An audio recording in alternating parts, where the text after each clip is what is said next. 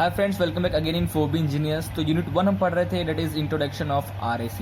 Part 10 में हम पढ़ेंगे वॉटेक्स ट्यूब। ओके गाइस, तो इस लेक्चर में हम वॉटेक्स ट्यूब क्या होता है, काम कैसे करता है, उसके एडवांटेजेस क्या है, डिसएडवांटेजेस क्या है, एप्लीकेशन क्या है और what is the performance of this device, ये सब हम डिस्कस करने वाले हैं इस लेक्चर में। तो सबसे पहले तो देखते हैं इसके पार्ट्स कौन कौन से हैं और इसकी वर्किंग क्या है, काम कैसे करती है। ठीक है, तो एक ट्यूब होता है इस तरीके का, जो आपको ये ट्यूब दिख रहा है, इस अलग अलग शेप का भी होता है इस तरह, बट जनरली ऐसे ही दिखता है नॉर्मल।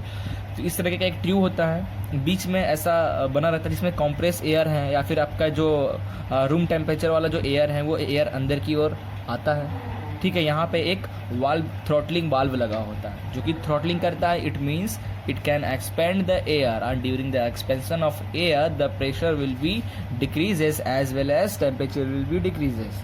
ठीक है, तो वॉटेक्स ट्यूब करता क्या है, एक ट्यूब है ओके, जिसके एक एंड से गर्म हवा निकलती है और एक एंड से ठंडा हवा निकलती है with the help of entering of compressed air और the room air temperature. Okay, काम कैसे करता है, कंप्रेस्ड एयर जो आपने ऑलरेडी कंप्रेस करके रखा है उस एयर को आप इस थ्रॉटल से अंदर, थ्रॉटल बोल रहे हैं, इस पाइप से अंदर भेजिए अपने वॉटेक्स ट्यूब में, या फिर आपकी जो नॉर्मल रूम टेम्परेचर है उससे हल्का सा भेजिए उसको, मतलब एक पाथ दीजिए ताकि एयर अंदर की ओर जाए। एयर अंदर की ओर आया, एयर अंदर की ओर आने के बाद डायफ्राग्राम एक लगा होता है। डायफ्राग्राम का काम क्या है, ये क्या करता है, जो एयर अंदर आया उस एयर को क्या करता है, इधर की ओर धकेलता है, हॉट एयर के साइड की ओर वर्टिकली धकेलता है। तो during vertically transfer, vortex tube के वर्टिकली जाने के कारण यहाँ लगा होता है एक नोजल, जो कि क्या करता है, जो हवा को, नोजल काम क्या है, जनरली जो हवा है उसको एक्सपेंड करना या फिर उसको बोले तो क्या बोलते हैं, कंप्रेस करना, ये सब।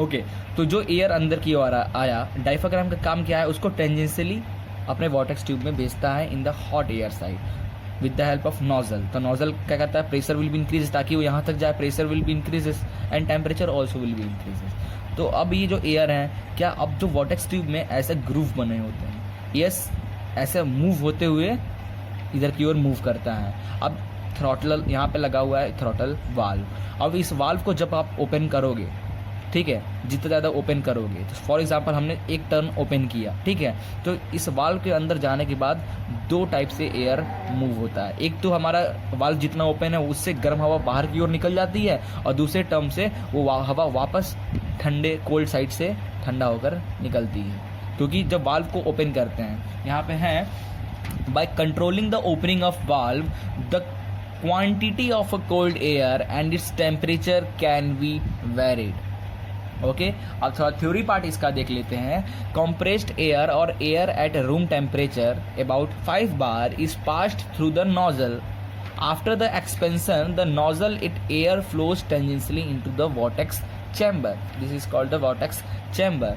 the diaphragm forces the vortex to deviate towards the warm side। जो एयर है उसको क्या करता है, पुश करता है ताकि वो अपने वार्म साइड या हॉट एयर की तरफ मूव करे।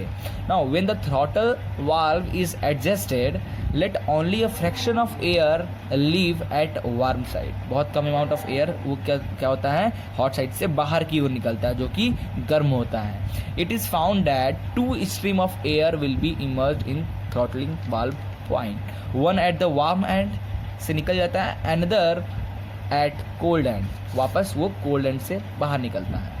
Okay, the warm side temperature is higher than the air at inlet, okay, and cold side temperature is lower than the inlet temperature, ये जो अंदर की ओर एयर आ रहा है उसके अकॉर्डिंग। तो जनरली हमारा ऐसे वॉटेक्स ट्यूब काम करता है। ओके, नाउ एडवांटेजेस क्या है, there is no leakage problem as it uses only air as the refrigerant। As a refrigerant के लिए हम एयर यूज़ कर रहे हैं, ये नॉन फ्लेमेबल है, अगर लीक हो भी रहा तो कोई दिक्कत नहीं, ठीक है। No moving part, yes there is no moving parts. Light in weight, yes it's only, जितना बड़ा ये पेन दिख रहा है ना इतना ही बड़ा होता है समझ लो, या फिर थोड़ा सा ये पेपर के साइज का ले लो, ठीक है। require less space, yes it's require less space। no expertise attendance is required। it means कोई भी आपको एक्सपर्ट जरूरी नहीं है इसको ऑपरेट करने के लिए, बस लगा दो वो अपने आप ऑपरेट करेगा। ठीक है।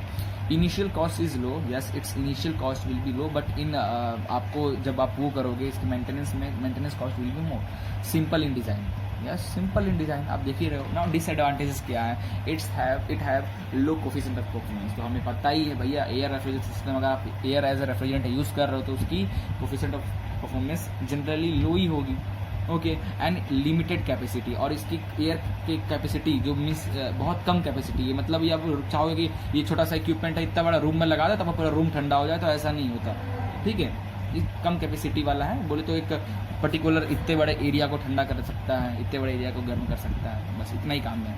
नो, इसको यूज़ कहाँ करते हैं, एयर सूट। ओके यस, जो आपका एयर सूट है, शूट जो आप पहनते हो, तो उसके अंदर भी हम ये इसका यूज़ करते हैं कि आपको ठंडी में गर्म रखे, गर्मी में ठंड रखे, ठीक है। स्पॉट कूलिंग, फॉर एग्जांपल आपने वेल्डिंग किया 2 पॉइंट, और उसको पानी से ठंडा करोगे नहीं, पानी से ठंडा करोगे तो क्या होगा, क्रैक बन जाएंगे वेल्डिंग जॉइंट्स में, इसलिए हम इसका यूज़ करते हैं। बस लगा देंगे तो गर्म हवा क्या होगा, एक तरफ से गर्म हवा निकलेगा, एक तरफ से ठंडा हवा उस पर पड़ेगा, ठीक है। Shrink fitting, cooling of gas turbine rotor blades, और जो आपका गैस टर्बाइन का रोटर ब्लेड है जिस पे स्टीम आगे गर्म होने लगते हैं, ठीक है, गर्म होने लगता है, तो क्या उसके टॉप पे हम ये वॉटेक्स ट्यूब लगा के रखते हैं ताकि फिर वो वॉटेक्स ट्यूब उसको ठंडा करता रहे। लेबोरेटरी सैंपल कूलर, लैब में भी जाकर इसको यूज़ करते हैं। Now what is the performance of the vortex tube.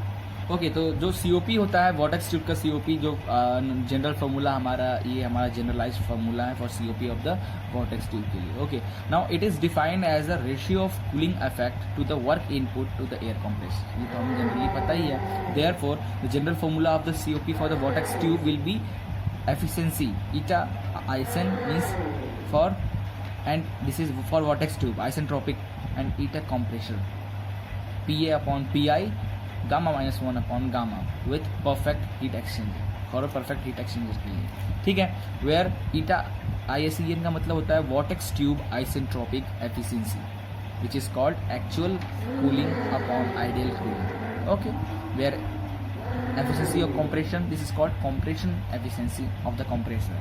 Okay, what is PI, pressure of air at inlet of the nozzle, vortex tube के इनलेट में जो एयर जा रहा है, and PI is the ambient air, okay, normal atmospheric air. Now if isothermal compression is considered, if you consider the isothermal compression, यहाँ अंदर nozzle है, expansion हो रहा है, कंप्रेशन हो रहा है, in that case what is the isothermal, in case of this which is equal to gamma upon gamma -1 in ISN, in compression is 1 minus PA upon PI, gamma -1 upon gamma upon log ln, it's ln PI upon PA. So for general expression for COP will be M, the general equation is called MC, which is called mass of compressed air, CP specific heat at constant pressure, del TC temperature change, upon MI mass of air at inlet, coefficient of efficiency at constant pressure, or compression efficiency PI upon PA, gamma -1 upon gamma -1. Okay, where suffix I and C for inlet of nozzle and the cold end, clear, where del C TC is equal to TI minus TC, and the value of gamma is equal to 1.4 standard value, clear. तो हमारा main है water tube का, हम ऐसे COP find करते हैं।